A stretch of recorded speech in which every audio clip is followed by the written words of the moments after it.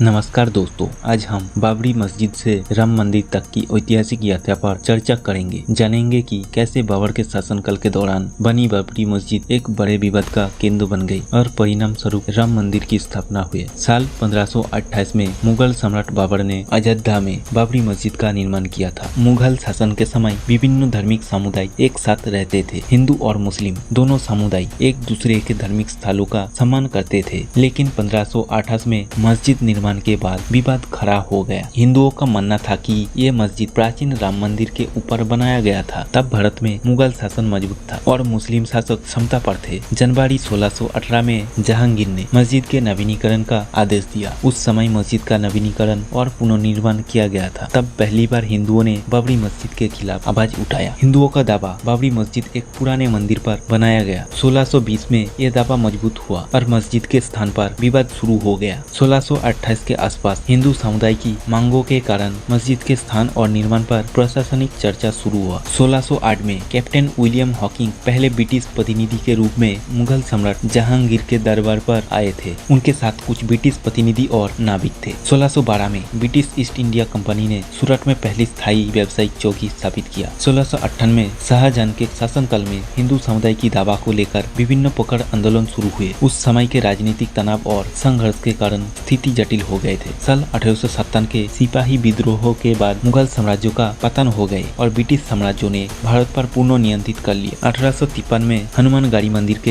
हिंदू साधुओं के एक समूह ने बाबरी मस्जिद पर कब्जा कर लिया। अगले 2 वर्षों में समय समय पर हिंसा भड़कती रही। 1855 में हिंदू और मुस्लिम दोनों के बीच हिंसा के कारण ब्रिटिश प्रशासन ने स्थिति को नियंत्रण में लाने के लिए बाबरी मस्जिद के चारों साइड बाड़ लगा दी। ये बाड़ मस्जिद को 2 हिस्सों में अलग कर दी है, ताकि मस्जिद के अंदर हिस्सों में मुसलमान प्रार्थना कर सके और बाहरी हिस्सों में हिंदुओं पूजा कर सके। साल 1883 में हिंदुओं ने बाहरी प्रांगण में मंदिर बनाने का प्रयास किया। मुस्लिम विरोध के बाद डिप्टी कमिश्नर ने 19 जनवरी 1985 को किसी भी मंदिर निर्माण पर प्रतिबंध लगा दिया। 27 जनवरी 1885 को राम चाबुतर के एक हिंदू पुजारी रघुबर दास ने फैजाबाद सब जज के पास एक नागरिक मुकदमा दायर किया। 18 मार्च 1886 को जिला जज FEA ने जामिया द्वारा निचली अदालत के फैसले के खिलाफ अपील को खारिज कर दिया। वो इस बात से सहमत थे कि मस्जिद हिंदुओं द्वारा पवित्र मानी जाने वाली भूमि पर बनाई गई थी। 27 मार्च 1934 को शाहजहांपुर में गायों की हत्या के कारण अयोध्या में हिंदू मुस्लिम दंगा भड़क गए। दंगों के दौरान मस्जिद के पूरा दीवार और एक गंबुज क्षतिग्रस्त हो गया था। उसके बाद ब्रिटिश सरकार ने मस्जिद को दोबारा पुनर्निर्माण किया था। दिसंबर 1949 में हिंदू संगठन अखिल भारतीय रामायण महासभा मस्जिद के ठीक बाहर रामचरित मनसा का 9 दिन दिवसीय निरंतर पाठ का आयोजन किया। इस समारोह के अंत में 22 से 23 दिसंबर की रात को 50 से 60 लोगों का एक दल प्राचीर को पार करके मस्जिद के अंदर गए और वहां एक राम की मूर्ति स्थापन कर दिया। 23 दिसंबर की सुबह कार्यक्रम आयोजकों ने हिंदू भक्तों को दर्शन करने के लिए मस्जिद में आने कहा। जैसे ही हजारों हिंदुओं ने उस जगह का दर्शन करना शुरू किया, सरकार ने मस्जिद को एक विवादित क्षेत्र घोषित कर दिया और मस्जिद में ताला लगा दिया। स्वराष्ट्र मंत्री वल्लभ भाई पटेल और प्रधानमंत्री जवाहरलाल नेहरू ने राज्य के मुख्यमंत्री गोविंद वल्लभ पंत को मस्जिद से मूर्ति हटाने का आदेश दिया, लेकिन पंत ने मूर्ति हटाने से इनकार कर दिया। साल 1950 तक राज्य ने CRPC की धारा 145 जारी कर दी थी और इस जगह पर मुसलमानों को प्रार्थना करने की अनुमति नहीं दिया, बल्कि हिंदुओं को पूजा करने की अनुमति दी। 16 जनवरी 1950 को गोपाल सिंह विशारद ने फैजाबाद अदालत में एक सिविल मुकदमा दायर किया, जिसमें हिंदुओं को राम और सीता की पूजा करने की अनुमति दी गई। साल 1959 में निर्मोही अखाड़ा मस्जिद पर कब्जे का दावा करते हुए एक और मुकदमा दायर किया। 18 दिसंबर 1961 को उत्तर प्रदेश सुन्नी सेंट्रल वक्फ बोर्ड ने एक मामला दायर किया, जिसमें साइट पर कब्जा करने और मस्जिद से मूर्ति हटाने की मांग की गई। साल 1984 में विश्व हिंदू परिषद बाबरी मस्जिद के स्थान पर राम मंदिर निर्माण के दावा करते हुए एक आंदोलन शुरू किया। LK भारतीय जनता पार्टी के नए राजनीतिक खिलाड़ी आडवाणी वास्तविक नेता बन गए। विश्व हिंदू परिषद ने बिहार के सीतामढ़ी से दिल्ली तक श्री राम जानकी यात्रा का नेतृत्व किया। उस समय उत्तर प्रदेश में ऐसे ही 6 यात्रा आयोजित किया गए थे। लोकसभा में बीजेपी को 541 सीटों में से सिर्फ 2 सीट मिली। 1986 को फैजाबाद अदालत के आदेश पर बाबरी मस्जिद के दरवाजे खोले गए और हिंदुओं को वहां पूजा करने की अनुमति दी गई। इसके विरोध में मुसलमानों ने बाबरी मस्जिद एक्शन कमेटी गठन किया। 9 नवंबर 1990 को राजीव गांधी सरकार ने भाजपा को विवादित भूमि पर राम मंदिर की आधारशिला रखने की अनुमति दी। साल 1990 में बीजेपी नेता लाल कृष्ण आडवाणी ने राम मंदिर निर्माण के लिए सोमनाथ से अयोध्या तक अपनी रथ यात्रा शुरू की। नवंबर 1990 में लालू प्रसाद यादव की सरकार ने उन्हें बिहार के समस्तीपुर में गिरफ्तार कर लिया। विश्व हिंदू परिषद के नेता अशोक सिंघाल को भी गिरफ्तार कर लिया गया। 30 अक्टूबर 1990 में रात यात्रा अयोध्या में बाबरी मस्जिद की ओर जाने समय कार सेवकों के साथ पुलिस से संघर्ष हुए। इस संघर्ष में कम से कम 20 लोग मारे गए। 1991 में भाजपा ने भी से समर्थन वापस ले लिया। सिंह सरकार लोकसभा में 121 सीटों के साथ दूसरे सबसे बड़ा पार्टी बन गए। कल्याण सिंह उत्तर प्रदेश में बीजेपी सरकार के मुखिया थे। 6 दिसंबर 1992 में लाल कृष्ण आडवाणी और मुरली मनोहर जोशी सहित भाजपा और विश्व हिंदू परिषद नेता के भाषण सुनने के लिए 1.5 से 2 लाख लोगों की भीड़ अयोध्या के बाबरी मस्जिद में इकट्ठा हुए। बाद में इकट्ठा हुए लोगों ने बाबरी मस्जिद पर आक्रमण शुरू कर दिया और कुछ ही घंटों में बाबरी मस्जिद को ध्वंस कर दिया। राज्य सरकार द्वारा सुप्रीम कोर्ट को आश्वासन की मस्जिद को नुकसान नहीं पहुंचाया जाएगा, फिर भी उसे ध्वंस कर दिया गया। बाबरी मस्जिद ध्वंस के बाद 6 दिसंबर 1992 की शाम को कार सेवकों ने अयोध्या के मुस्लिम निवासियों पर हमला कर दिया। सबसे पहले उनके घरों में तोड़फोड़ की गई। इस घटना में 18 मुस्लिम मारे गए। उनके लगभग सभी घर और दुकानों जला दी गई, जिसमें 23 मस्जिद भी थे। मुंबई सहित देश के विभिन्न हिस्सों में दंगा भड़क उठे और लगभग 2000 लोग मारे गए। इस घटना में 2 FIR दर्ज किया, एक कार सेवक और विध्वंस के लिए और दूसरा आडवाणी, जोशी और भारती जैसे नेताओं के खिलाफ उनके द्वारा दिए गए सांप्रदायिक भाषण के लिए, जिसके कारण विध्वंस हुआ। 1993 को केंद्रों ने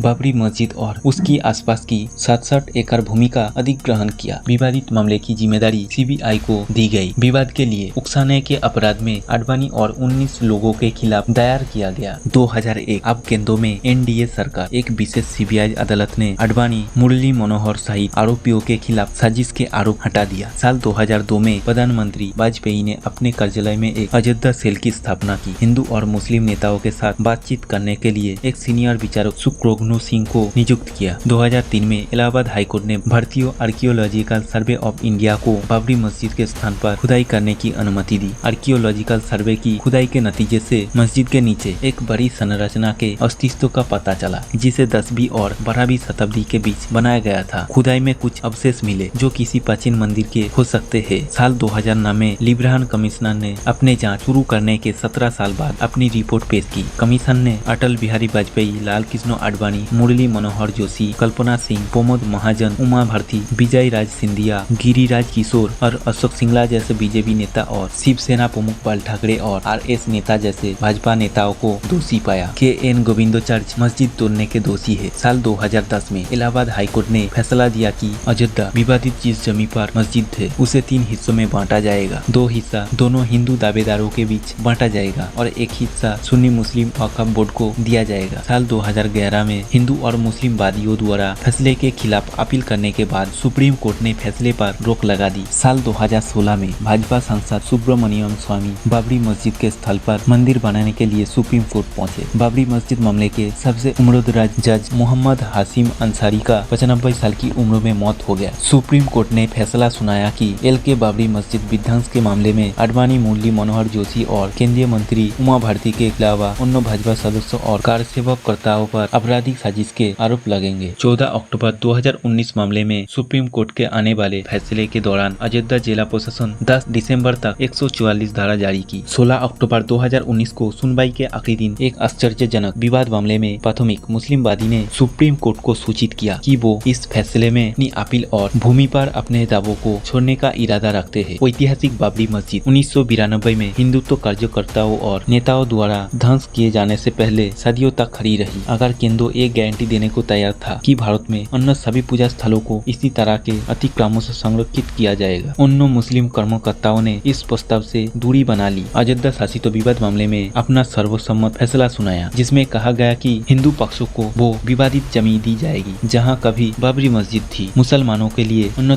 5 एकड़ भूमि आवंटित करने का आदेश दिया।